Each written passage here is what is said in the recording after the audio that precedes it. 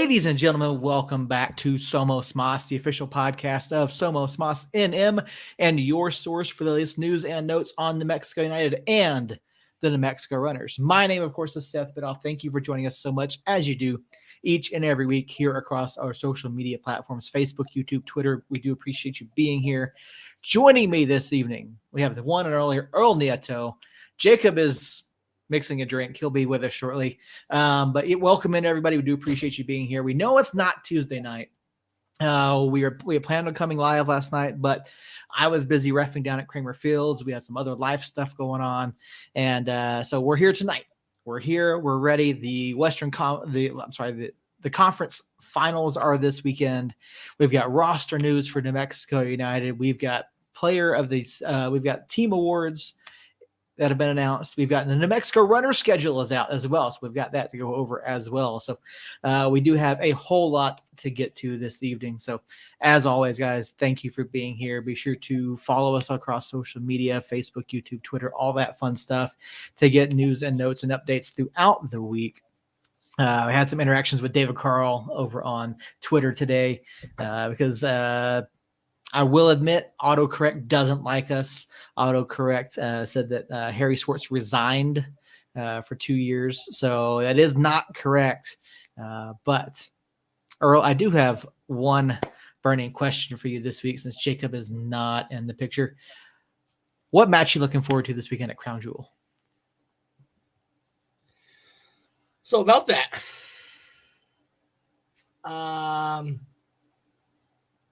I want to see the Logan Paul match. Mm-hmm. That's something I'm looking forward to. So that should be interesting. But I also want to see the Omos and Braun Strowman match. But I don't know if you saw on Facebook a while ago, but WWE will not be in Riyadh, Saudi Arabia this weekend due to U.S. Saudi Arabia conflict. So they will be having it live from the Performance Center in Orlando. Oh, I did not realize that. Interesting. Okay. Yeah, I honestly don't. I haven't looked too much. I know the Logan Paul match was going on. I know there's a match with the Usos this weekend. And I don't know what else is going on, but looking at the card looks to be interesting. I would love to see. Doesn't look like there's going to be anything with Bray Wyatt. I'm curious what's going on with that. A lot of weird stuff going on.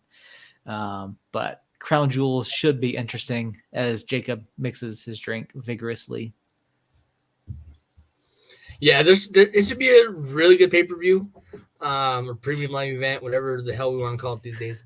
I know premium live event gets on Jacob's nerves, so we'll call it that. Well, the premium live event this weekend, of course, Crown Jewel, should be a lot of fun. It's I think it's been one of the better premier live events that WWE has put on over the past couple of years. So after the last premium live event, that was nothing but NXT. I feel like this premium live event should be head and shoulders better. Hey, Earl.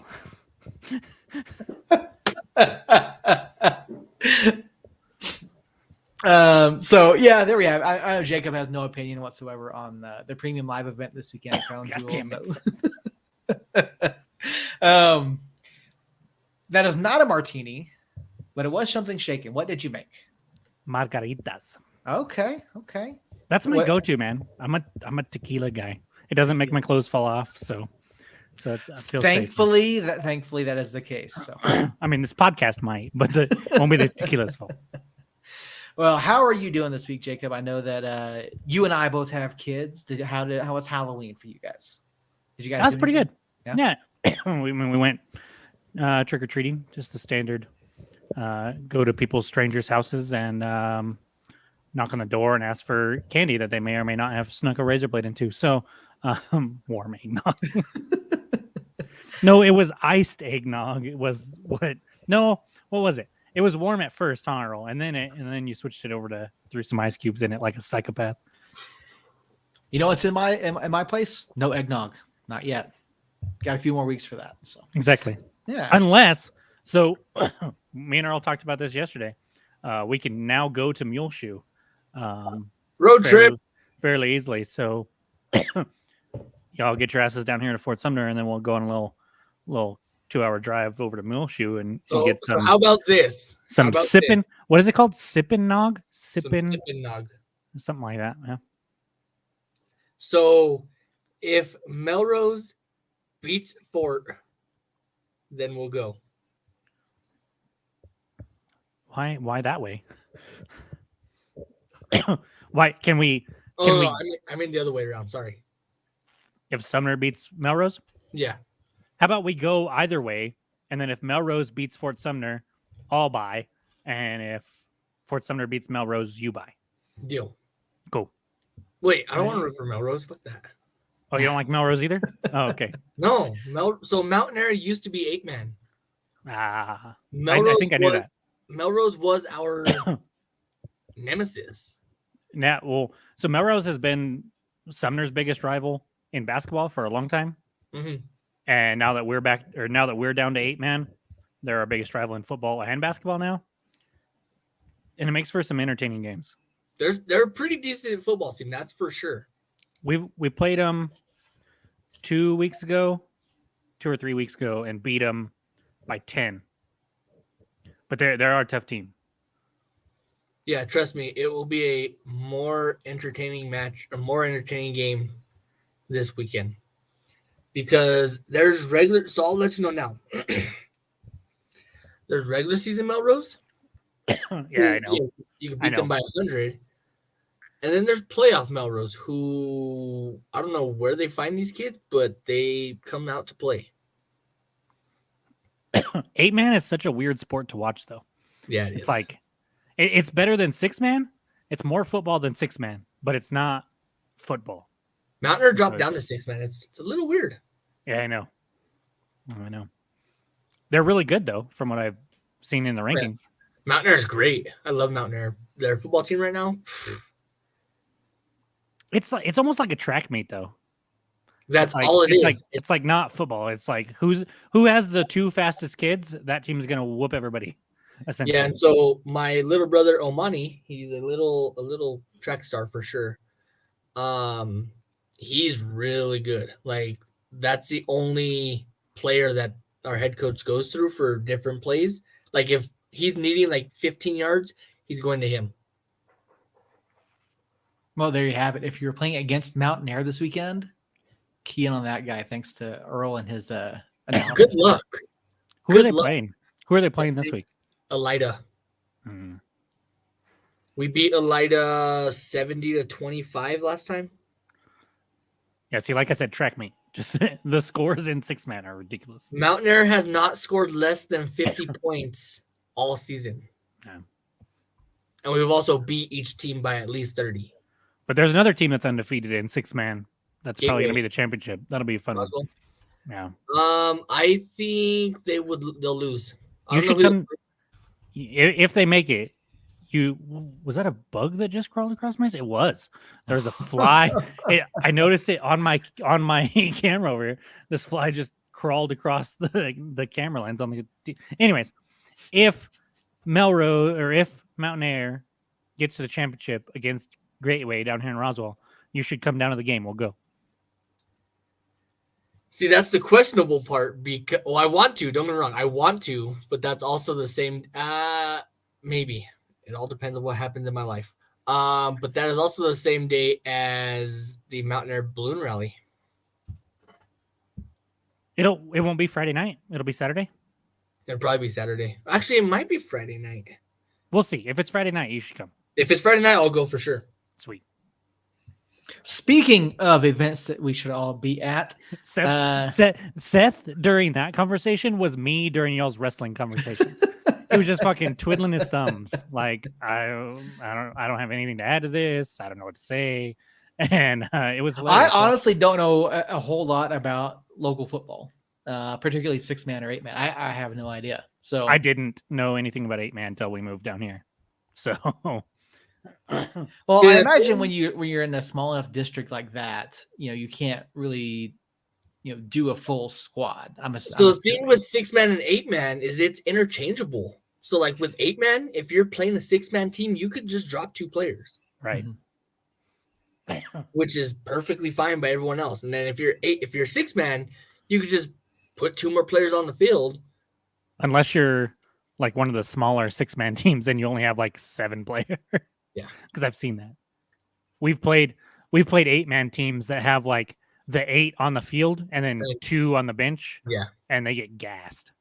That's like Tatum. Tatum always has only like 10 people total. I love that we went back to this conversation because Seth still is just sitting there like, oh, I know. Okay, Seth, go ahead. We ruined your segue, but you did. You ruined. That was such a good segue. Like you guys are talking about this great event that's coming up, and here I had the segue just off the top of my head, like ready to go. You guys ruined it. I'm gonna end the show right now. Like that's just it. So welcome to Earl and Jacob talk 8-man and 6-man football. It's not going to hurt my feelings because I do have text messages I'm trying to keep track of. All right. Well, as I was saying, there is an event that everyone should be attending, and that is the upcoming season for the New Mexico Runners. They did announce their new schedule for season 4 coming up. The MASL2 club does play up at the Rio Rancho Events Center. Their season kicks off on December 18th. Where they play at the Kansas Bandits. And then their home opener is, of course, on January 7th, where they will be hosting the Amarillo Bombers at 2:05 p.m. Mountain Time. Now, typically... Who? The Amarillo Bombers. Amarillo? Yes. Okay. Just I know. Let that go. No, the Amarillo Bombers. I poke fun because there are so many announcers and broadcasters in the USL that we Portillo. listen to. Yeah, Portillo, yes. That just say things wrong. They know they should be saying correctly. So the Amarillo Bombers at 2:05 p.m. Mountain Time, which is a little bit different from the usual 5:05 p.m. kickoff. We'll have to get Andres on the show and talk to him about that, see why exactly there is a 2:05 p.m. kickoff in there. But runner season. We have to get undressed on air? No, we'll have to get Andres on the air. Oh, okay. Sorry.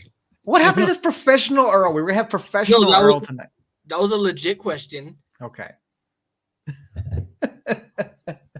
So yeah, the full home slate for the New Mexico Runners: January 7th against the Amarillo Bombers, January 21st against Colorado Inferno, February 11th hosting the Kansas Bandits, February 25th hosting the Wichita Wings, March 4th against Colorado Inferno once again, and then they close out the season at home on March 18th at the hosting Kansas Bandits again. So 15 teams are in the MASL2 this season. We have had both Andres and Coach Steve Familetta on the show before. We're going to get both of them back on here hopefully pretty soon. We've also had Casey. We have had Casey. Yeah, we've had Casey on twice, right? Yeah. We've had Casey on twice to prove Earl wrong. God rest his soul. We will gladly do that again. Casey, of course, the former New Mexico Runner and Colorado Inferno goalkeeper. Casey, hope you're doing well if you're hearing this show. So, guys, if you haven't seen them, the New Mexico Runners are a lot of fun to watch. We will be grabbing press passes to the games this season, so we will be out there. At least one of us will be out there covering them. So be looking forward to that. Hopefully we get some player announcements for you guys here shortly. Open tryouts were, of course, last month. And so, yeah, a lot of good things to look forward to this year from the Runners. So, go check them out, NewMexicoRunners.com. You can find them on social media as well, NM Runners. So, yeah, looking forward to that. Can't wait to see them back in action for season 4. Moving on to New Mexico United, we do have some roster news from United. First thing I want to get to is we did have some end-of-season team awards that got announced over the week. The first one I have pulled up here is Daniel Bruce won the Humanitarian of the Year award. You guys got the links to go vote? I did. I don't know. You did, Earl? Sure. Okay. I think I did. Okay. I don't remember I honestly don't remember who I voted for. I wrote it down, but I don't have the paper in front of me. I voted for Bruce for this. I'm fairly certain I voted for Brucey here as well.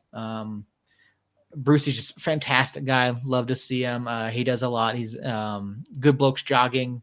He's in really, he helped start that. Him and Kalen have been involved. And so great to see Brucey get an award this year. Chris Wehan won the Offensive Player of the Year. I don't know about you guys. I mean, congrats to Bees. Bees has been fantastic for the club. I did not vote for Bees for this category. I looked at it and I couldn't do it. I didn't, but when he got announced and they were going through his stats and stuff, like the numbers were kind of there. I mean, he had a decent offensive season. I didn't vote for him either because he wasn't at the level that we tend to expect Bees to be at. Right. I'm sorry if you're the guy from Reddit. I am talking about Chris Wehan. Yeah, Bees, Chris Wehan. Yeah, Offensive Player of the Year. Earl, what was your take on this one? Did you feel like Bees hit the marks that you wanted to see out of the Offensive Player of the Year? The nominees, of course, this year were Nico Brett, Amando Moreno, and Chris Wehan. I mean, you have to look at the lesser of two evils, or lesser of three evils, because obviously Mondo didn't play until later in the season. Mm-hmm. Nico was injured half the time, and from what we've been told by different staff members from United is he didn't really perform, given obviously the injuries and whatnot. So he didn't perform that well. So I mean, you have to look at the greater odds of each one, and obviously Bees would be it. Yeah, and you bring up a decent point there, Earl, with we didn't have free range to vote for whoever we wanted to. Right. We did for humanitarian and Somos Unidos award, but not offensive, defensive, MVP, and I guess that was it. But yeah, so let me ask you about that real quick. In years past, we've been able to pick the player that we felt was most deserving. And in this case, the nominees for each category were selected by the club and the coaching staff, I should say. And so, and this was a discussion that we had in our chat was, are these really the best options for each of these categories? If you could have picked anybody off the club, who would your pick have been for Offensive Player of the Year? Brucey or Harry? My first thought was Harry or Justin. Okay. I think those are both great picks. I mean, Justin, of course, has been phenomenal from the spot. He's put in a couple other really great opportunities. Brucey's been fantastic on his delivery. Harry has been great on the outside. Of course, he had those two wonder goals a couple weeks ago. So I think those are both great shouts. And I can't argue with either of them. I think part of the problem is when you're making those nominations, or even if they left it open, like you'd probably get votes for 7 or 8 guys for each award. And then I think that lends to more of a chance of having a tie in certain situations and stuff like that. Because I mean, I was thinking about it, like we kind of complained a little bit about the nominations, but then like we'll get to Defensive Player of the Year here in a minute. And I was thinking about it like, okay, well, yeah, the 3 that they nominated, I wasn't like, oh yeah, the one of those was a clear runaway. I didn't think that. But then I was also thinking, well, okay, well, out of the ones that didn't get nominated, who would I have put in there? Mm-hmm. And I really couldn't, like, it was just, we had a good season and it was a good, like, team effort all the way around in all those categories where we didn't have like one standout in any, we didn't really have like 2 standouts in any one category. And really, going back to Offensive Players of the Year, I would honestly put Nava in there too. I mean, every time he came on, he was energetic and electrifying. I mean, that's definitely someone I would have at least put in there. Yeah. Or Jerome. I mean, he didn't have the counting numbers, but he made a difference when he was in there every match for sure. I mean, And I think that's where Christian falls short too, is that he didn't have the numbers. Like, yes, he was dynamic on the pitch. He was a fantastic engine, but he didn't have the results. In years past, like I think year one, it was Kevon was the award winner year one. Last year was I think it was Bees for offensive player of the year, because I mean Bees was just fantastic in the last half, in the second half of the season once he came back. And looking at what we've got on these nominees, I felt like had Moreno had the full season, to me I think he probably would have been my pick. But I mean, of the three, it's hard to look at these guys and say, like you said, none of them really like was a runaway favorite. Yeah. So I mean, it's and I get it, and I get, like you said, I understand not necessarily wanting to open it up, but I felt like the nominees weren't quite. I felt like this was the best of the three three categories that were limited. I felt like this was probably the middle choice. So I mean, looking at the next one, defensive player of the year, Alex Tambakis won the award. Congrats to Alex. This one here, our nominees were Alex Tambakis, Kalen Ryden, and Harry Swartz. Now, this one I struggled with because Alex was fantastic early in the season. Well, I know who didn't get your vote. I know that for a fact. Kalen did not get my vote. No, I knew he did not. And also, I didn't vote for Alex either. But so I voted for Harry, but I'm like, okay, well, Harry isn't necessarily like a full blown defender. Like I didn't like seeing him in that category. I looked at that category like this because I voted for Harry as well. And if you're going to give me three options at a defensive player of the year, one of which had two of the best goals, two of the most important goals of the season at the time that they happened, and was just kind of all over the place and a madman, he might, like, I wouldn't necessarily key in on his defensive attributes, his tackles, his interceptions, his block shots, whatever. But because he contributed so much on offense while also tracking back and not being a liability on defense, that to me was a huge positive for him. And when you look at Kalen, like I'm not a Kalen hater like somebody on this podcast, but I can also admit that he didn't have the best season of his career, and then I'm giving defender of the year to a goalkeeper just seems weird to me because they affect the game. Don't get me wrong. I mean, you can have a good goalkeeper that can make, like Tyler Farr this year for San Antonio, who's stood on his head. Jordan Farr, yeah. Why did I say Tyler Farr? He's a country singer. Are you Is he really? Yeah. I would say you're thinking Tyler Derrick, but anyways, Jordan Farr stood on his head multiple times this season and was incredible. And so if you have a guy like that, then okay, yeah, you can give him defensive player of the year. And Alex was fantastic this season and stopped a lot of shots that I don't think a lot of keepers do. But at the end of the day, he stopped shots, and that's all he can contribute to the game. And so I kind of went away from him as well. And then you give me those two options, and then plus Harry, I had to go with Harry. Yeah. Earl, who would you like to see in this mix if you had to pull out any of these guys? So first off, before we get there, I'm about to blow you guys away. Just so you know. Because my pick for defensive player of the year was Alex. Okay. Because I see what's happening here. It's a classic overcompensation for your earlier thoughts on it. No. Let me explain why. So obviously Harry is not really a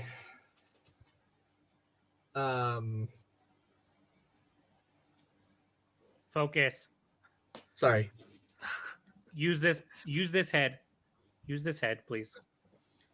Oh, I am. I'm just trying to translate something, but whatever. So obviously Harry is not a defensive player. I mean, yeah, he's played back there. He's played as a wing back, but that's not his focused position. So I would not put Harry in a defensive player of the year position. Even though he played back there some, I still would not do that when he was always up in the attack. He was never really in the back. He didn't really make any big defensive plays that saved a game or anything like that. Kalen obviously did not have. I mean, I love Kalen to death. Don't get me wrong. He's one of my favorite players. Will forever be one of my favorite players. But he didn't have the season that he had last year or the year before. He definitely had a down slump season. So obviously he wouldn't be my pick because he had that down season, which he should have been my pick because he's the only defensive line there on that selection, on that ballot. That leaves me with Alex. I hesitated on voting for Alex because obviously he's a goalkeeper, so that's his job pretty much is to be a defender. And I had to stop and think about it for a minute, and I realized that he leads the club he led the season, and I think he has the most clean sheets in United history. He had fourth most saves in the USL this season. So yeah, he definitely played good. So it was down between Kalen and Alex, which obviously Kalen did not have the season like I said. So I had to go with Alex because he was the only one who showed improvement from last season. Even though I talked a bunch of shit about him this season, he did show improvement from last. So Alex was 17th in the league in saves this season. Okay. Yeah. So middle of the pack. He was 8th in the Western Conference. So, I mean, it wasn't a bad season. And again, I like Kalen. I do. He had so many moments this year where he just seemed to be off by a step. And he missed time at the beginning of the year with an injury. And I'm not holding that against him in terms of voting here. It was just, he looked off. Like you said, like he didn't look like he had the past couple of seasons. And so he had moments, especially this past couple of games, where he looked really good and looked more like the Kalen Ryden that we got used to seeing in 2020 and 2021. And so I think there's definitely room for him to get back to that. I just think his miscues this season at times outweighed the good. So it was a tough one for me to go into that one. Do you have something, Jacob? Nah. No. Okay. Then the other award that was given out so far was the newcomer of the year. The 3 nominees were Alexis Swahi, Will Seymour, and Justin Portillo. This one I had a hard time with this one. If Alexi had played more, I feel like I would have voted for Alexi hands down. But I voted Will Seymour here. Despite the offensive output of Justin Portillo, I went Will because I felt like Will had a fantastic season. He filled in different roles. He was dynamic. He was engaged. He was a very good defender, very good midfielder. And he's a guy that you put him on the pitch, no matter where he's at, he basically had a good night in most of his outings. And so for me, it was Will. But I will say, Justin did have by far the better offensive output on the year. Earl, what did you think about this category? Did you see any of these guys as really being a standout? I'm sorry, which category was this? Newcomer of the year. No, there wasn't really any standout on this one. This one was kind of like just a pull out of the. I actually don't remember who I voted for, to be honest. Mm-hmm. I don't like you calling me out. In that case, Earl, how do you feel about Justin Portillo? And would you take him over Kalen Ryden if it was Defender of the Year? Yes. No. No. I fucking hate you. I really do. Before the show, Earl told me we're gonna have professional Earl. We're gonna have this really great Earl tonight. No. So He's not paying attention. yeah. So the real Earl's back. The Okay. professional Earl's back. Sorry. So yeah. Now I remember. There was Portillo. There was Seymour, and then I remember who the third one was. Alexi. Swahi. I voted for Seymour. I remember this now. Any particular reason why? I do have a particular reason why. Because he was the newcomer of the year. Like, I mean, yeah, Portillo scored a shit ton of goals. But Seymour, he was flexible. He was able to play the midfield, defensive midfield. He was able to play the defensive line, which he played a lot more than defensive midfield. And every time he was on the pitch, it looked like the team looked clean, to say. Like they knew where they were going. They weren't trying to give the ball up until the last game. But we won't go there. But yeah, so Seymour, he showed leadership is what it was. He showed that he knew what he was doing wherever he was put, whether it was in the midfield, whether it was on the defensive line. He showed that he can excel at either one of those positions. And so that's why I chose him. Jacob, was there anybody that you felt maybe should have gotten this over either of these guys, or did you go with one of these three? No, I think so. There was a case to be made, a small case for Ratty with his time on the pitch. I thought he was incredible when he actually got playing time. I think Kiesewetter played really well when he was out there. But at the end of the day, Seymour and Portillo were the two kind of standouts as far as that was concerned. And I voted for Will, but I voted for Will because I voted for Portillo in another category. Yeah. And thought that he was probably going to win that other category, and wanted to share the wealth, so to speak. Otherwise, if it wasn't for that, I probably would have voted for Portillo. I feel like he just came in and changed the way the midfield operated for us in compared to seasons past. Mm-hmm. He was great at putting out fires. And honestly, when you asked Earl about defensive player of the year for Portillo instead of Ryden, like there's a case to be made that Portillo did more to prevent the other team from attacking than anybody on the back line.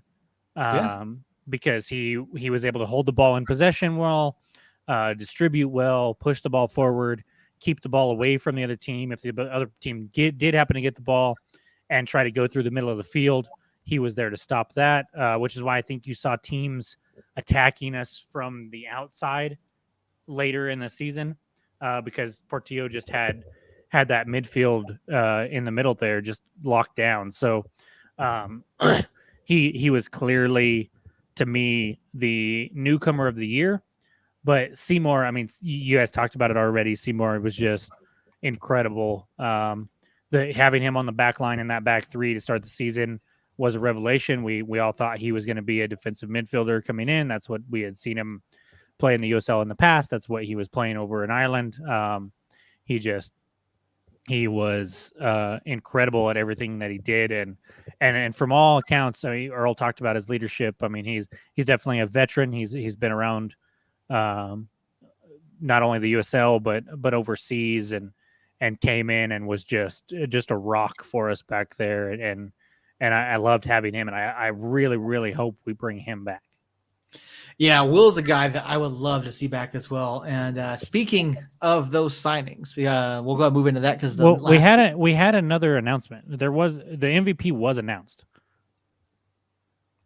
Was it? It's not posted anywhere. Yeah, 3 days ago. Yeah, Portillo was the MVP. Okay, I didn't even. I honestly didn't even see that. I don't see a newcomer. I just see the MVP. It was 3 days ago. Portillo Man of the Year, New Mexico's Man of the Year, Justin Portillo. Portillo's first season at United was one for the books. Our newcomer of the year and our MVP. Congrats on an exceptional first season for the Black and Yellow.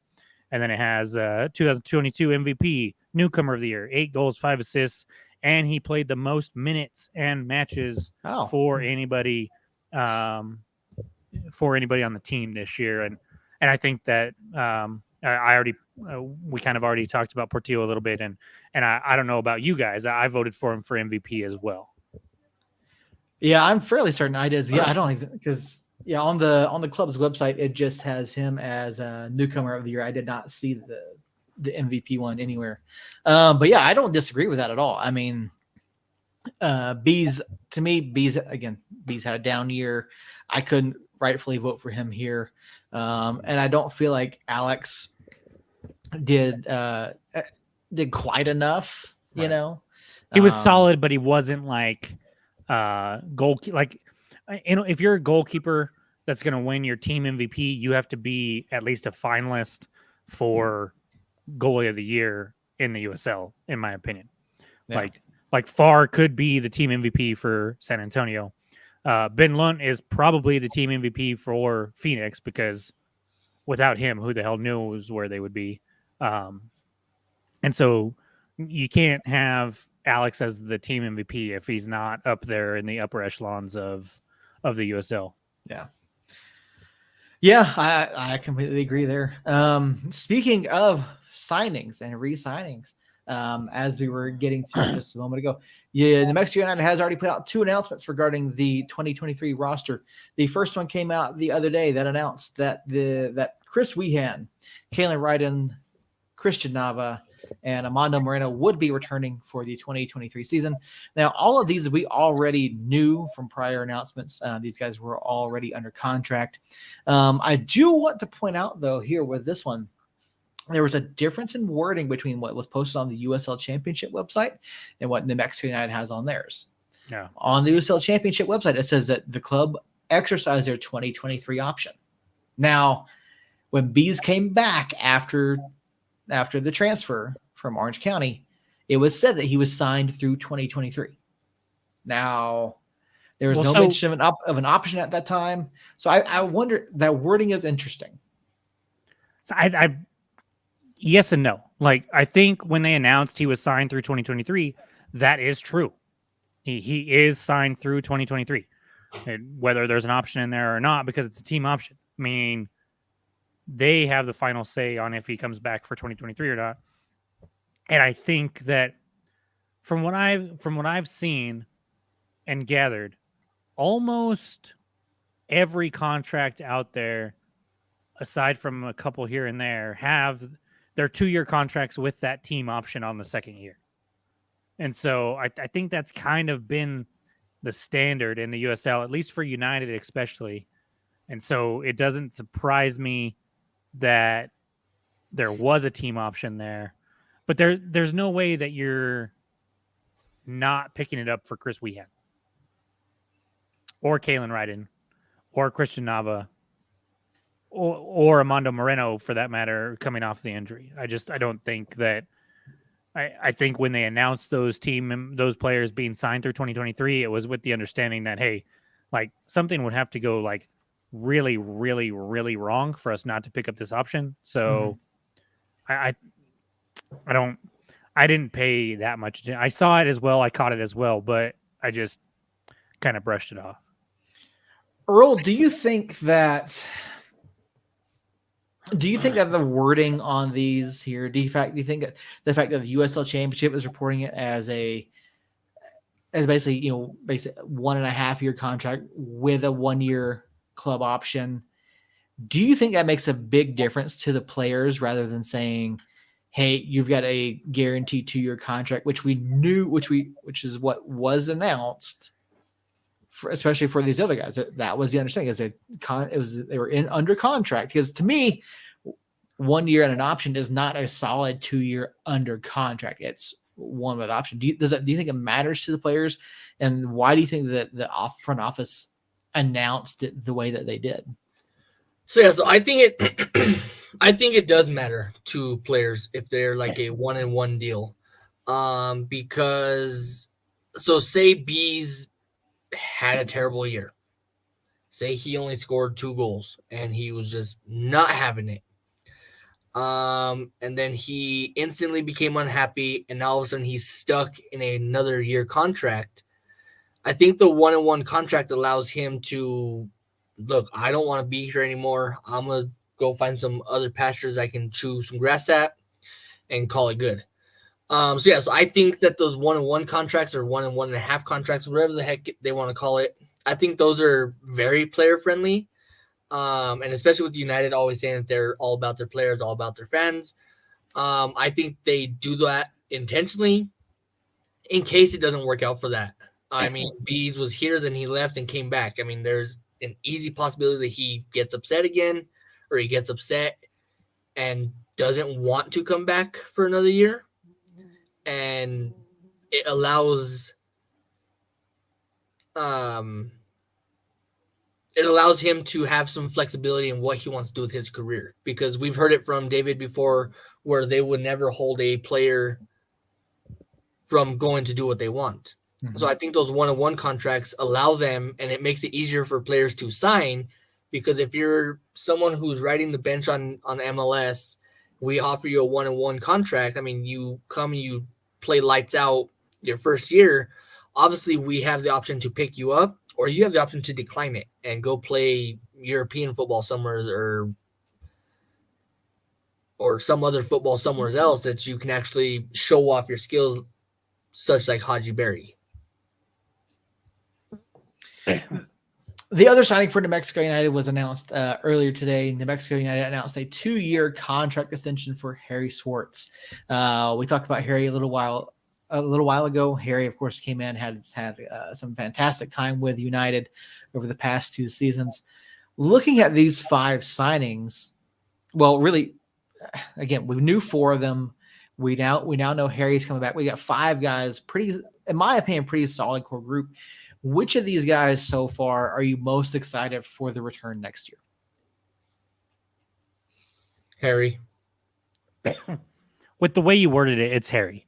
The most excited, because we didn't know that he was coming back until today. Yesterday? Mm-hmm. Today. We didn't know he was coming back until today. So with the not knowing part, that gets you more excited. We kind of already knew about the other 4. I think the most important one coming back, despite what we talked about this year, I think is still Weehan. I think Weehan turning next year, if he can turn it around and have more of a 2021 season than a 2022 season, he can do more for us than any of the other people that we have signed. See, Harry coming back is huge. I love Harry. So I don't agree with that comment. I think Mondo is probably the most important signing coming back, especially if he can continue the run he had at the end of the season, where he was scoring goals. He was finally on cue with what he wanted to do. I just got shit in my fucking eye. Pink eye? No, not pink eye. Shit in your eye? Come on, farting on a pillow? No, nobody get it? Okay, whatever. I got you. Why would someone fart on a pillow? Well, I have some reasons in that house, but I won't go there on the pod. Who said anything about shitting on the pillow or farting on the pillow? Like you've seen Royal Rumble. What's it? Royal Rumble? I don't even have a pillow. Anyways, you don't sleep with. Hold on. Or Ready to Rumble. Is it ready? You don't sleep with a pillow? No. So for those of you keeping score at home, doesn't sleep with a pillow, warm eggnog or eggnog with ice. That's 2 in the psychopath category. I think when we get to 3, that means should start tearing down walls to look for bodies, I think is what that should mean. Yep. And he's not hearing any of this. Nope. God damn it, Earl, I hate you sometimes. No, I listened. It was 1, I don't sleep with a pillow. 2 was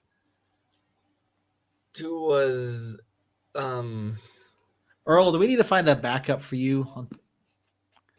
No. I told you. I told him last night on the phone that we were going to lose him for a little while, and that has proven to be true so far tonight. No, I'm still good. I was just sending a message. Well, with the off season coming up, you guys are certainly more than welcome to take some time off if need be. Off season, holidays, I get it.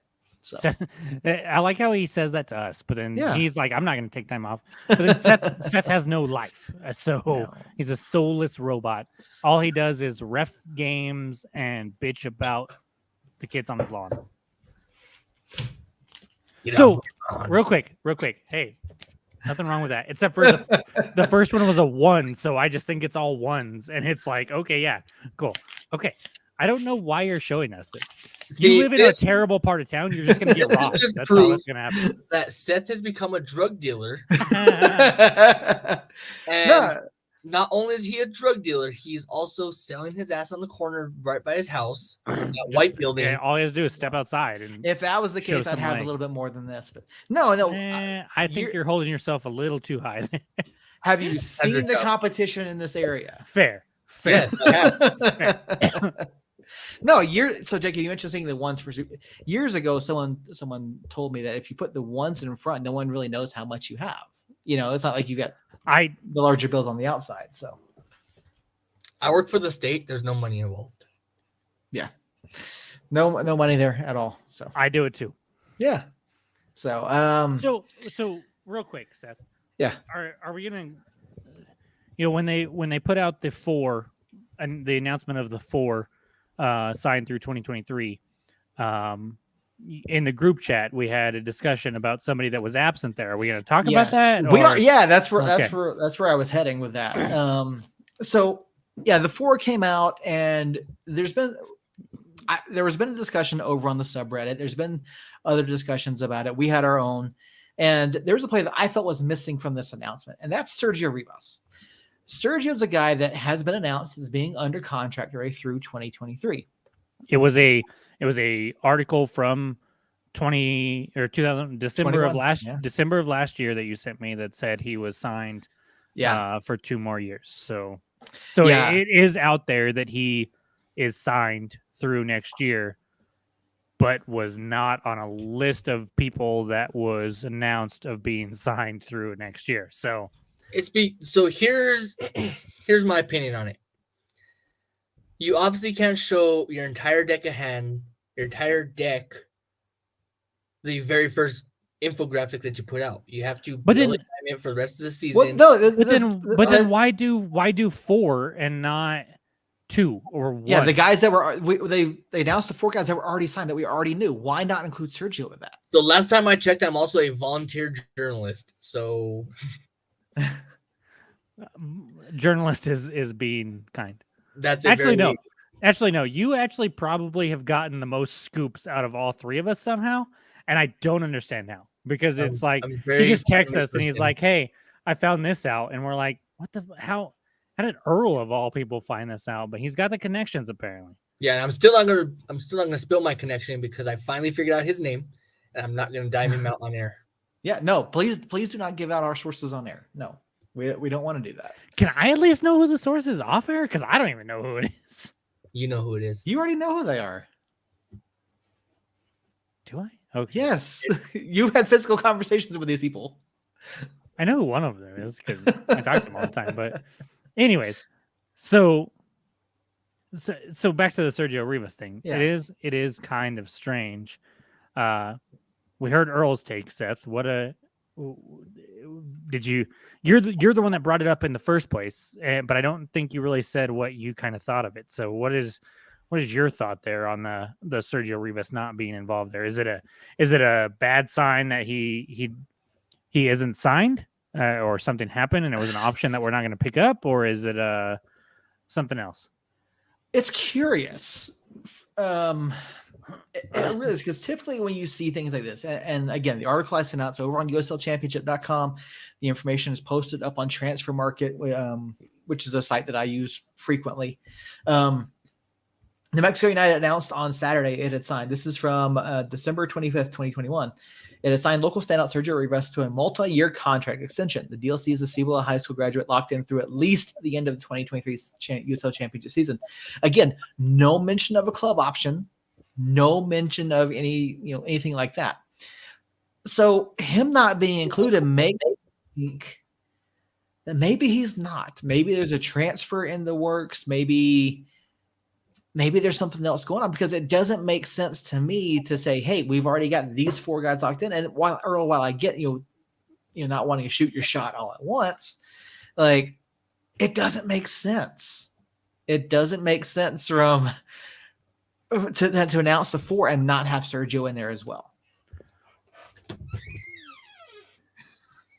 Or we lost Earl for a second, so I'll jump in. I agree that it doesn't make sense, and so I'm trying to put on the hat of unbiased opinion here, because I'm not the biggest Rivas fan. Mm-hmm. I think he's a good dude. Well, actually, I take that back. I don't know if he's a good dude or not. I think he's a solid player. I do think that this season we saw him not necessarily be fully focused on soccer, in my opinion. He posts a lot about sponsorships and doing this and doing that. We saw a post where he gets injured messing around with his nephew, I believe. And so he seems kind of a knucklehead to me, is a way that I would put it, where he has a lot of talent. Is soccer always his priority, is how I'll put it. And so is the team, I feel like he came on strong at the end of the year. I do think he played well at the end of the year. Mm-hmm. But throughout the rest of the season, the first part and through the middle there, I was disappointed in him, and I think some people at the club were as well. So I guess I kind of mentioned it to you, Seth, in the text there. Well, both of you, because it's a group text. But the USL isn't the most reliable source of information on contracts, even when they put out a news briefing on it. So I wouldn't be surprised if, even though the article that you sent out from December of last year that didn't mention an option, maybe it had an option in it and they are contemplating picking it up. Maybe there's a transfer in the works. That post was also worded very specifically of, hey, here are 4 guys that we think are core members coming back. Mm-hmm.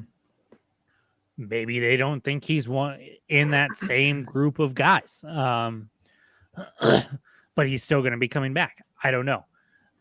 You can go a lot of different ways with this. Here's how I see it. I do see Sergio coming back, because obviously he's one of the fan favorites. That's what the club's all about, is fan favorites. Yeah, his off the pitch antics are a little questionable, but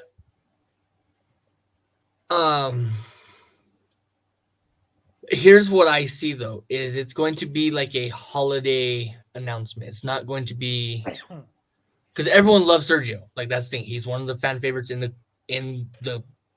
United fan base.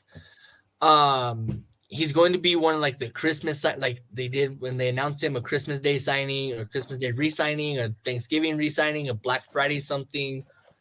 So yeah, that's how I see it. It's going to be a holiday gift that they give to everybody again. I would be disappointed if I found Sergio Rivas in my stocking. Let's just put it that way. I mean, I'd rather see Brucey in my stocking, but I have no comment. I know we don't. I will preface this by saying, at the moment, we do not have any inside information about who's coming back. I would be surprised if Brucey leaves.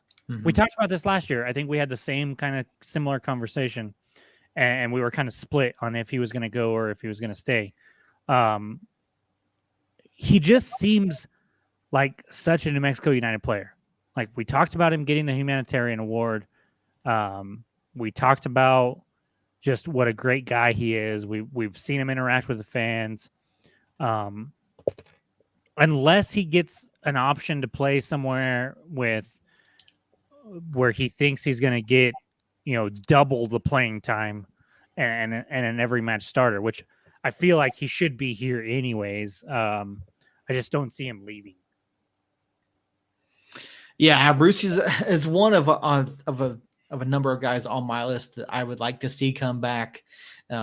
Whether or not he does, I don't know. I don't think he leaves, but to me, he's probably the biggest fan favorite on the club at the moment. He's someone that people are that clamor for every week to see him. Why isn't he on the pitch? Why isn't he playing? Why isn't he out there? Why isn't he being used as a sub? And so he is one of the top 2 or 3. I think Nava has him beat. Possibly, yeah. But I can't think of anybody above Nava or anybody else above him but Nava. But I would put Nava above him. And then I would have Brucey a solid second there. Yeah. Because I love him. He's one of my favorites. The dude is he's such a genuine dude. He brings such energy. He almost has a similar problem as Nava does, that his size just kind of limits what he can, like his height.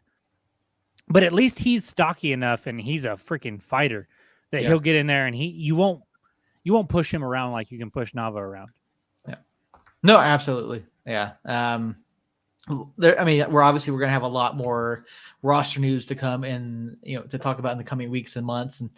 And just real quick, top of your head, first answer when I say name one guy you want to see come back. Jerome. My first thought was Brucey, but since we already talked about him, I will say Nico. And okay. we've talked about Nico, and we have kind of heard that the club was a little disappointed in his output, but I just think that having Nico Brett up top is, you're not going to find very many options that I would say are better than Nico Brett up top. And I think he had a down year. He had injuries. The offense in general just wasn't what it should be. And so I think if you give him year 2 under Prince's system and you kind of keep a same core around him, you bring Portillo back, you've got Amando, you've got Rivas, you've got hopefully Brucey, you got Harry. I think it just gets better and he can produce more next year. I do love the Jerome shout out though, because he was very impressive to me. Mm-hmm. Yeah. And it's not like the 2019 season or the 2020 season after he had the 2019 season with El Paso, where, an MLS team was like, hey, come here. He wasn't that good this year to get looks, I don't think anyways, from teams in a different kind of stratosphere of division. And so I wouldn't be surprised if he's back in the USL next year. And if he's back in the USL next year, I want him on our team. For me, and I want to see this player back, although I don't know how we're going to fit him in. Ratty. I loved watching Ratty play. I felt Ratty was tremendous in the time that he had. And if we can bring him back, I know it would most likely mean Austin goes, but I miss Austin, but even then, like Harry and Ratty on the left, how do you fit Ratty in there? Because Ratty can be that dynamic player going forward up that left side. So but I'd love to see him. He was physical. He was smart. He did a lot of good things. So I think there's a room for Austin and Ratty to come back. I think it sacrifices not necessarily a roster spot for Suggs, but playing time for Suggs, which we didn't see Suggs a whole lot this year anyway. He was banged up a lot. He's leads the league in minutes played, I believe. And so, having him in the locker room, I think is a huge deal. having him on the pitch, I think Ratty kind of usurped him in my head. Ratty just seems so dynamic out there. But you can play a back four with Ratty on that side and then Harry right above him. Mm-hmm. And then that creates such an overload on that left-hand side for defenses that it can wreak havoc. And then Austin is fairly good on the right side as well. So like in my head, if you've got Ratty and then Harry right in front of him, and then Austin and Bruce right in front of him, hot damn, dude, that's a solid defensive club, but with some offensive firepower that not a lot of teams I think can reach. So, I mean, you say like I said Nico, but then I thought about Seymour. Mm-hmm. And yeah, then I thought about Portillo. Then I thought about Ratty. Then I thought about Austin and Sheed, and basically Alexi. I'd love to see Alexi. Yeah, I mean although Alexi had a rough end of the season. I mean, yeah, he did not hit some issues there at the end, just communication errors and getting back and stuff like that. But I think we'd have to listen back to last year's episode or the last, like the season preview episodes from before the season.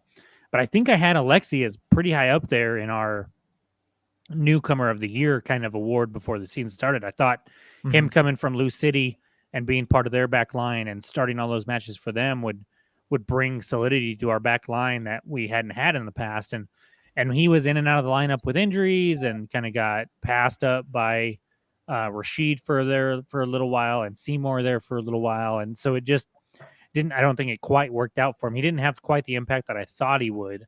But I would still love to see him back. I mean, I would love us to run it back minus like 3 or 4 players and bring in a few more talented players at certain positions and go from there. Because, I mean, Harry was a fan favorite. Seymour was a fan favorite. Portillo was a fan favorite. Brucey was a fan favorite.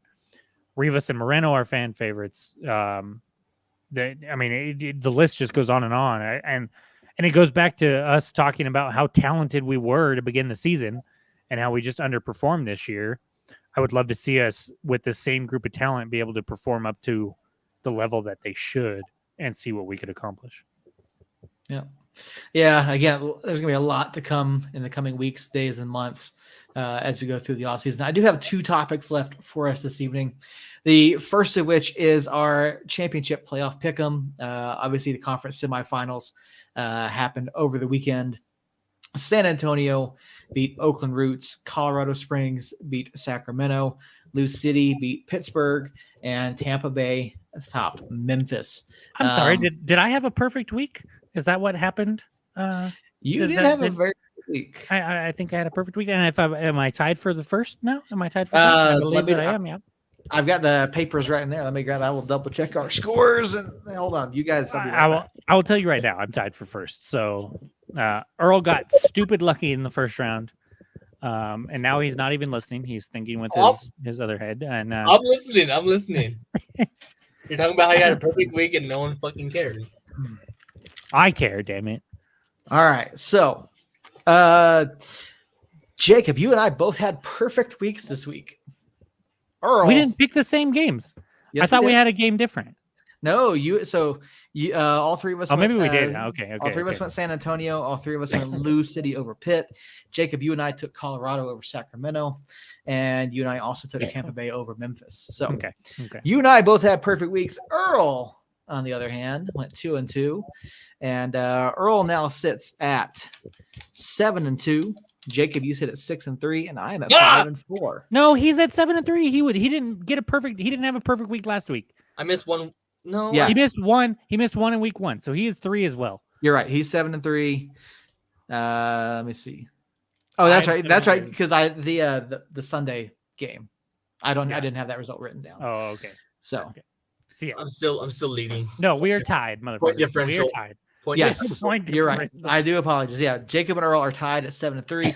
I am at 6-4. So we have 3 matches remaining. Anything could still happen. The tiebreaker on this one goes by alphabetical order.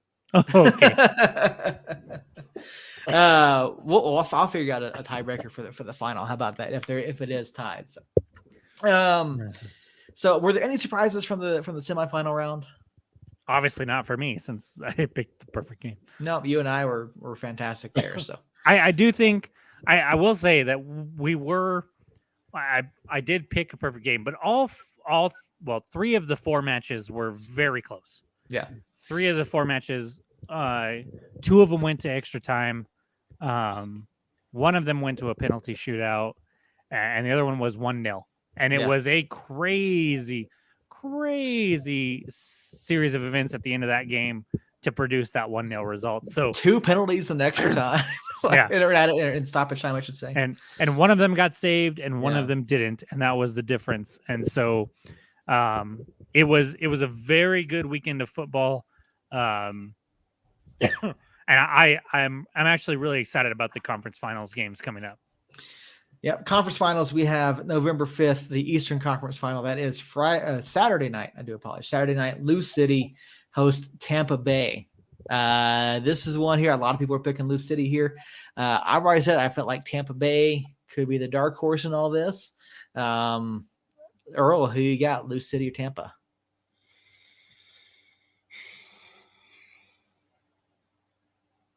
Tampa. Okay. No, Lou City. Earl's going Lou City. All right. Jacob. Oh, this is going to be the match that determines the winner of our pick'em contest, because I'm going Tampa. Tampa and Lou City have played several times. Tampa has beat them every time in the playoffs, if I am remembering correctly.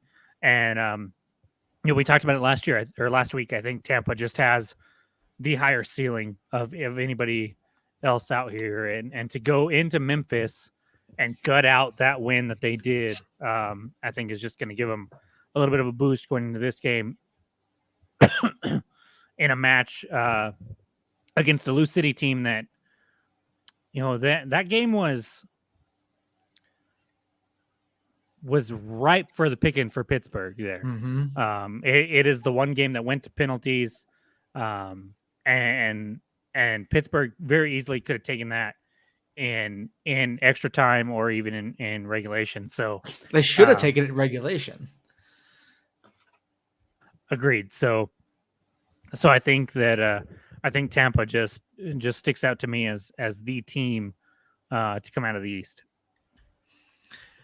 Yeah, I agree with you, Jacob. Tampa Bay has been the dark horse for me coming out of the East. I felt like they had one of the strongest teams all season long.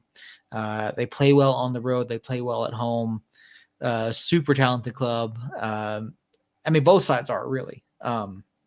But yeah, I've got Tampa. They've been the more impressive side in the playoffs so far. And so I'm taking Tampa over Lou City here. And finally, the Western Conference Final. Earl's not even going to wait there. I was going to give you the benefit of the doubt, and I was going to go first so that you could base your pick off of mine if you wanted to, try to compete for this thing. But you just jumped out there with San Antonio. Okay. Yeah, I kind of wish Robert and Harry were in the chat for this one because I'd love to get their takes on it.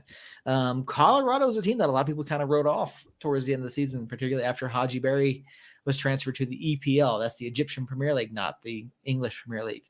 But Colorado continues to play strong. And so they've looked good in each of their playoff matches so far. So Jacob, San Antonio, Colorado. I have liked Colorado for 4 years now. I've liked their fans. I went to the away match in Colorado Springs in 2019. Had a great time there. Liked a lot of the players that they had then. Like a lot of the players they have now. However, when we finished our season against them, and me and Earl were down there, I did not care for, like, Caldwell ended up, he was a dick for a minute there, but he ended up being pretty cool. I did not like a lot of their other players. I didn't like their attitudes. I don't like Galena from when he threw the ball at the ball boy in 2021. Haji Berry's not there.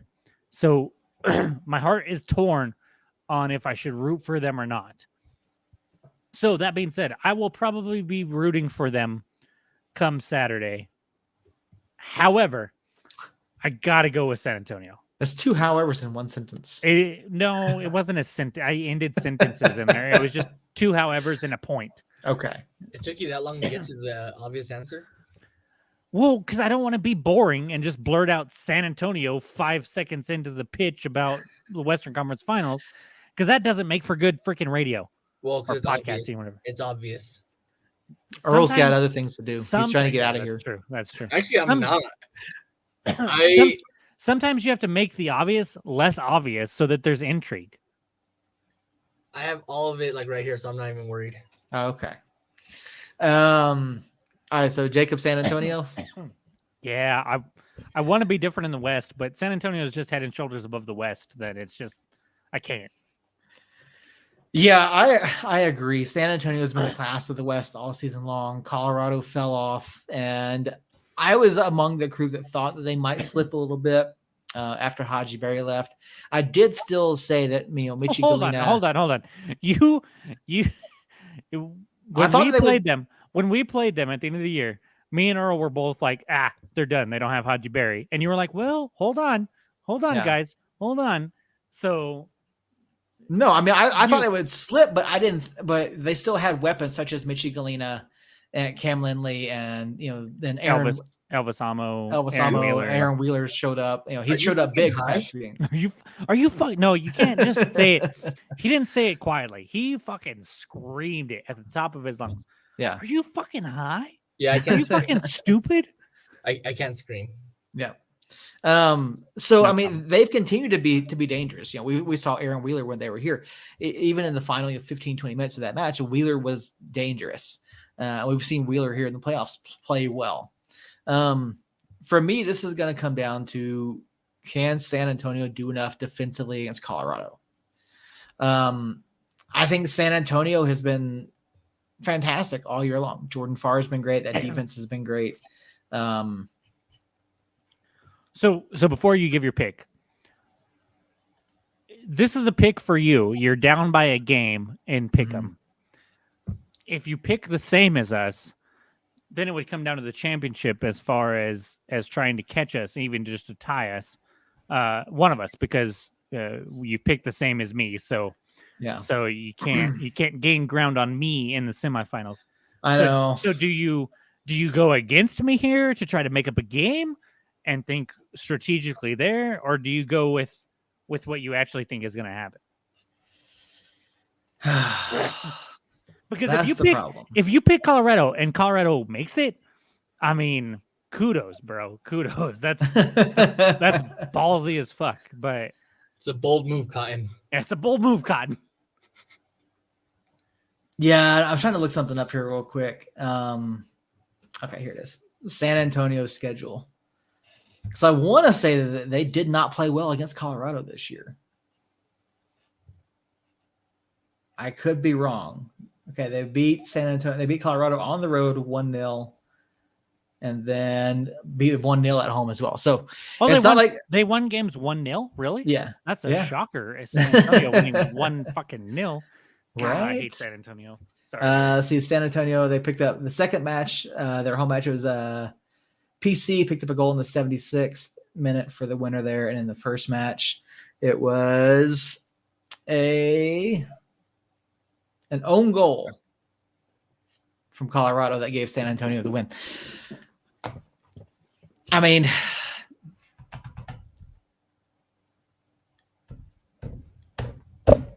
I'm going to go Colorado. Yes! Do it! I'm going to go. I think Colorado does enough creatively up front. I think you're crazy as fuck. That they could pick up a goal. It's not like San Antonio's dominated them in either of these performances. So I think Colorado could do it. Colorado could do it and Colorado is going to do it are two very, very different things. Yeah. No, I mean, for the sake of the pick'em, I'm gonna go Colorado to give myself a shot. I think there are things I do like about Colorado. So you realize when San Antonio beats Colorado, you're eliminated, right? Yeah. Yeah, but if Colorado wins, I'm right in the middle of it. So if Colorado wins, then me and you are tied going into the championship is what that means. Yeah. That's exactly what that means. Well, we'd all be tied. Well, it depends on what happens in the Tampa Bay game. Yeah. Because he picked. And then we'll go off of alphabetical order, and then it's a roll. All right. So USL conference finals Saturday, Sunday this evening, and the final will be next Sunday. So be sure to tune in ESPN Plus to watch those matches. One final note before we get out of here, I do want to wish condolences to Phoenix Rising FC, who are having to pack up their stadium and move once again potentially. I don't know. I don't know any other way to say this, but I'd hate to be in their shoes. Like, yes, I know we don't have a stadium, but to have to pack up your whole stadium and move it around from place to place, like, that's gotta be a bad look. So can we have a moment of silence for them? No. Right, good enough. I mean, what do you guys think about this? I mean, do you think it's a bad look for the club that they're having to move again? I think it's a joke. I think Phoenix had a good run, and we'll see. I don't see them being the top tier club that some of their fans think that they are going to be year in and year out. Do you know we'll see. Do you know which fan that is? I think it rhymes with vagina laster. Does it rhyme with vagina plaster? No, I think that's actually his name. Okay. My bad. Mm-hmm. All right, real quick. Do we get a stadium announcement this offseason? Yes. I think we have to. Okay. I mean, sometime this off. I'm not saying tomorrow, but at some point before the kickoff of next season. Is that the club's Christmas present? Yes. I don't know. If it's not a big player signing, then yes, it'll be a stadium announcement. I don't know if they'll have it hammered out, all the details hammered out by then. Because guys, we're like, Christmas sounds like it's a long ass ways away. It's not. It's right around the corner. So it would be awesome, but I'm not holding my breath. I mean, Pete did give an interview not too long ago that said they could be up and you could have a letter of intent signed within 60 days. And that was, true. True. So, I mean, they've narrowed it down to a couple sites. Pete said that they could be having Peter Trevisani, owner and CEO of New Mexico United. You forgot founder. Yes. Co-founder, president, CEO of New Mexico United, Peter Trevisani. You forgot his middle initial? So yeah, you also forgot the copyright. There you go. I think it's coming sooner rather than later. So, I think that's gonna just about do it for us. Do you guys have any final? We did not start off with a burning question. I did ask Earl, but you weren't here. Oh, okay. Well, I've got a burning question for you guys, anyways. As many of you know, I'm an LAFC fan. We are playing for the MLS Cup final this weekend. I have two things that I would like to get your all's thoughts on. One, an MLS Cup final or any championship trophy game being played at 2:00 in the fucking afternoon. Thoughts on that first and foremost? Well, I mean, LA is a shit show. So, but it was scheduled for that. It was scheduled for that no matter what. It was the championship game was going to be at 2:00 no matter what. I mean, I'm just saying, because I guess there's other stuff going on than that's my second part. Yeah, I will get to that. Yeah, 2:00 is just fucking weird, man. Right? Is that 2:00 Eastern? No, it's 2:00 our time. Okay. Well, okay. No, yeah, that's still terrible. I mean, that's still 1:00 in LA. That should be a prime time game. That is a night game through and through, no matter what. That should be a under the lights performance. It's because it's LAFC. Well, the thing is, but it was going to be that no matter what. The problem is you can't go that late though, because Philly's the East Coast team, so you can't necessarily say like a 7:00 West Coast kickoff. then they should have won the Shield.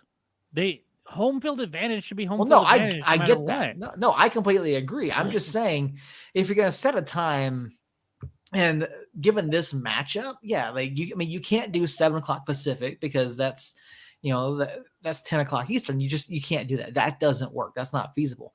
I mean, if you did like 5:00 Pacific, I could see that, especially since it's on a Saturday. Like that would work. But yeah, 2:00 is terrible time. I think it should be 7:00 here, 6:00 Pacific, 8:00. I mean, That would work. You get in every other sport. The Phillies playing the Astros, right? Say it wasn't the Astros, say it was the Dodgers. They're not going to put a World Series game at 2:00 in the morning or in the afternoon. Unless it's a Sunday afternoon, they're not going to do that. It is going to be prime time, no matter if it's in LA or if it's in Philly. It is going to be a night game, no matter what. And any sport in the world, the championship for basketball, it is a night game, no matter what. So that leads in perfectly into the second part of this.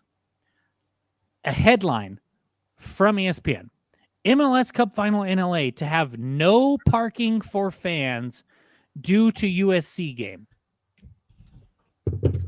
Why is it at the same time as a USC game in the first place? Why is it not a night game? Why? Why not move it back so you don't have to deal with this? Who's There's USC literally, I don't know, who the fuck cares?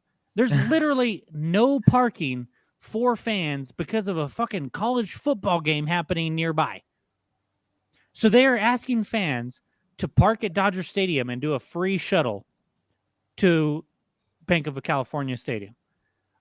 I am as diehard as an LAFC fan that doesn't live in LA as can be, in my opinion. And I am furious about this.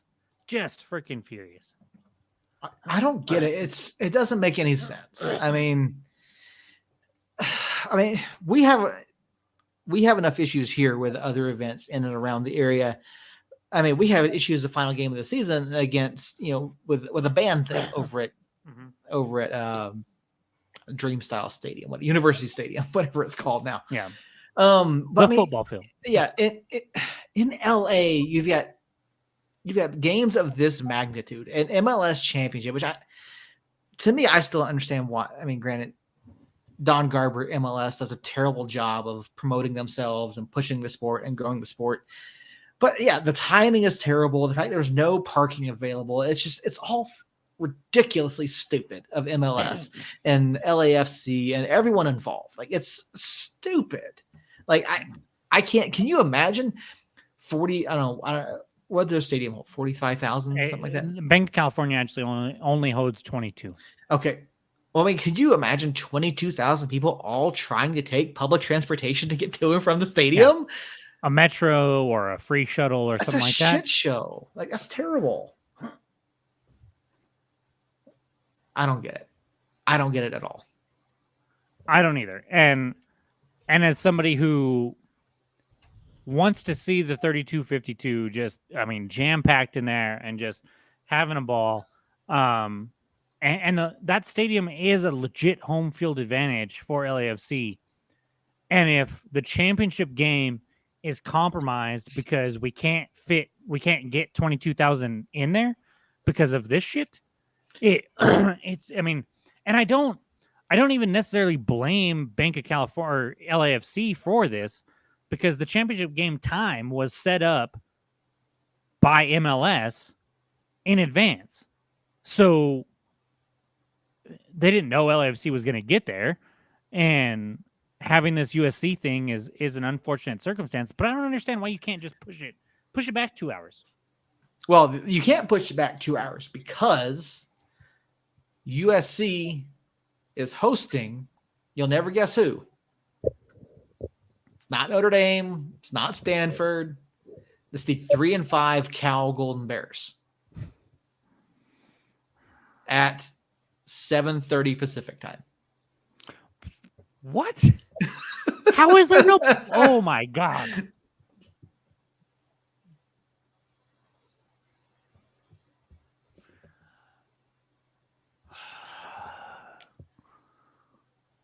put the game on Sunday. Like, I mean, yes, you'd have to deal with the NFL, but like, move the game to Sunday. How does a game 5.5 hours later dictate you have no fucking parking? Oh my gosh. I mean, granted, I will grant them this. NCAA tailgating is a hell of a lot bigger than tailgating for LAFC soccer match. So that's the only thing I can think of.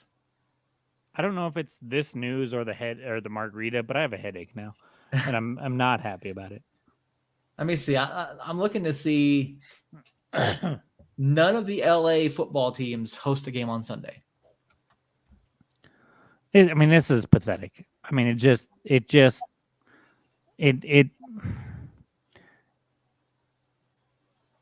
as somebody who wants to see soccer in America grow in popularity, how are you doing this to the, I mean, the diehards are going to go. They'll be there, right? Like the crazy fans in the 32-52, they'll show up, they'll ride the bus.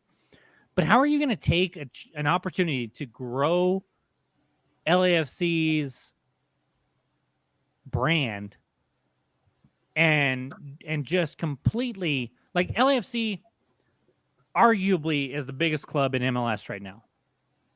I mean, they signed Chiellini, they signed Bale, they've had Carlos Vela. They have just done so much for MLS on a global scale.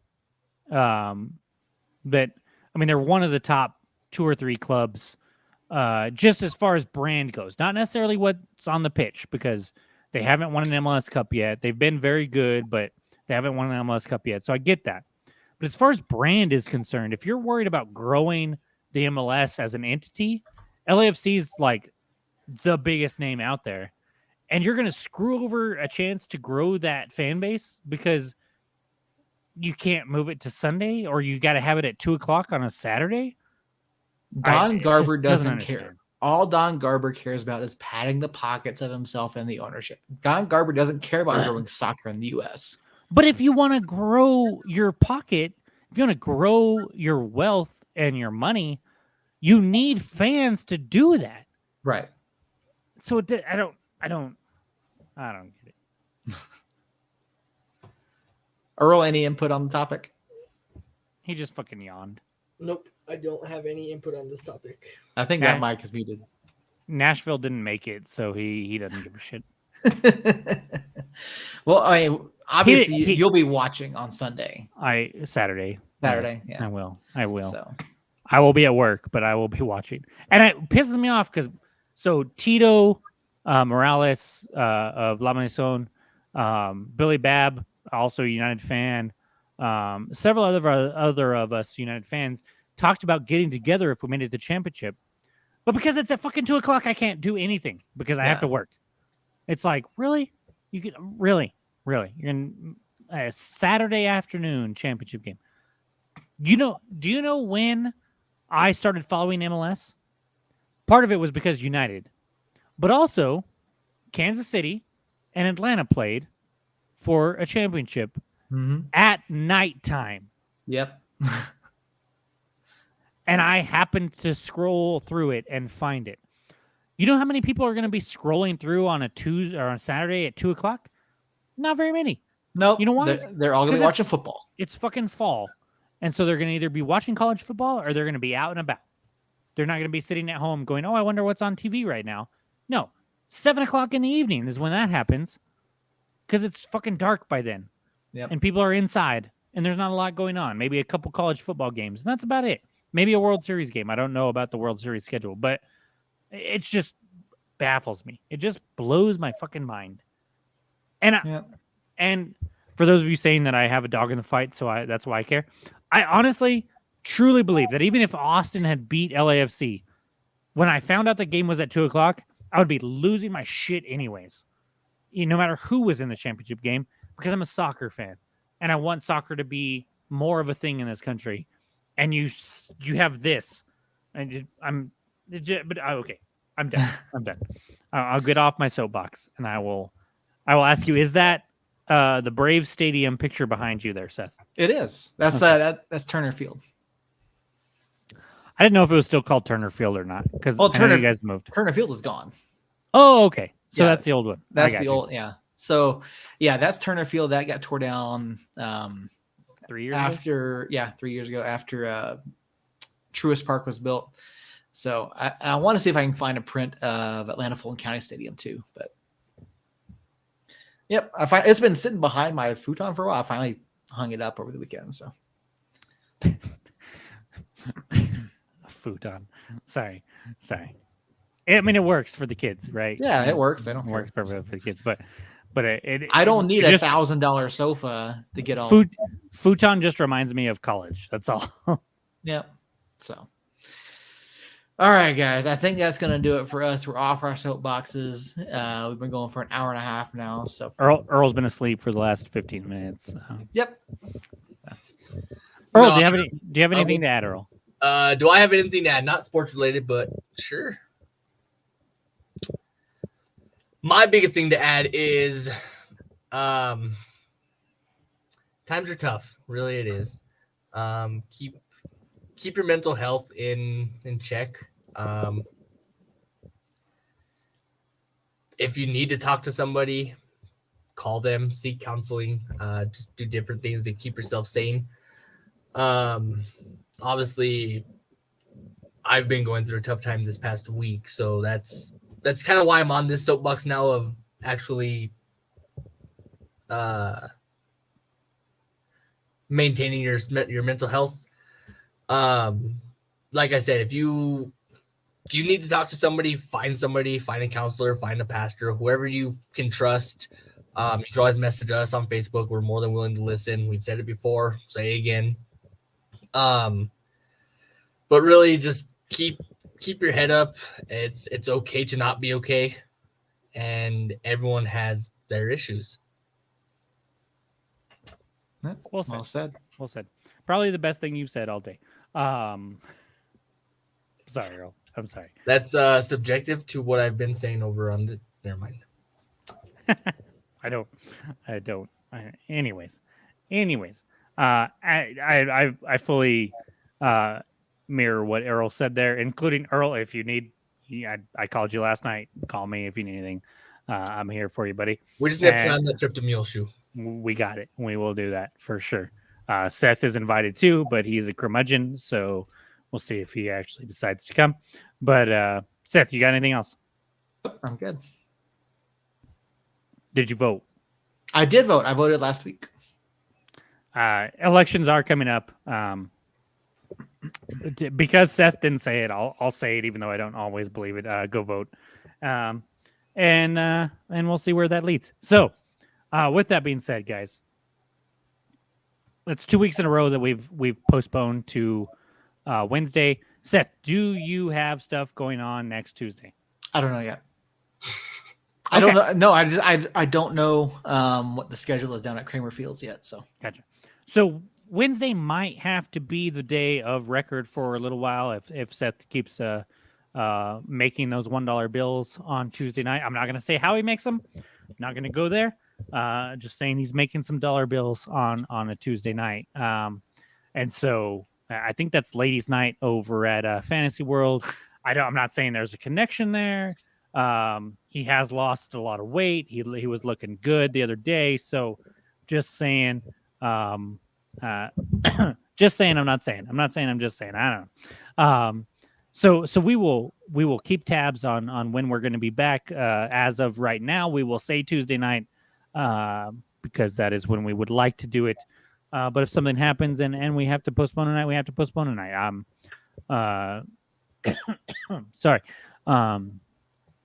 We just keep tabs on the social, on the Twitter, on the Facebook, on the Instagram. Not really the Instagram. I just post pictures on the Instagram. I don't really make news posts there, but follow the Twitter and the Facebook. We'll let you know if we're going to be Tuesday or Wednesday or Thursday, whatever the case may be, and we will go from there. Hopefully, we have a little bit more roster news. We will definitely have an update on pick and payoff. That's shout out to No Dunks. and they do a pick and payoff every night, and that's where that saying came from. So, but no, on our little playoff pick'em thing here, we'll have an update on that. We'll probably have a champion crowned next week. Earl is pointing at his ear or his temple or his eyeball. I can't tell. I don't know. Sorry. It's more like this. Yes, the Blake Shelton. Yes, gotcha. So just keep an eye on stuff. We'll keep you posted. We'll have hopefully some roster news, like I said, and we'll go from there. We probably won't. Well, we didn't really have a lot to go off of an hour and a half tonight, and we still went an hour and a half. So I'm not going to say we're going to keep it short next week. We'll just see where the wind blows and how the cookie crumbles next week, and we'll go from there. So just keep an eye out. As of right now, tune in again next week on Tuesday at 9:00. And until then, guys, somos unidos, and keep your head right, please.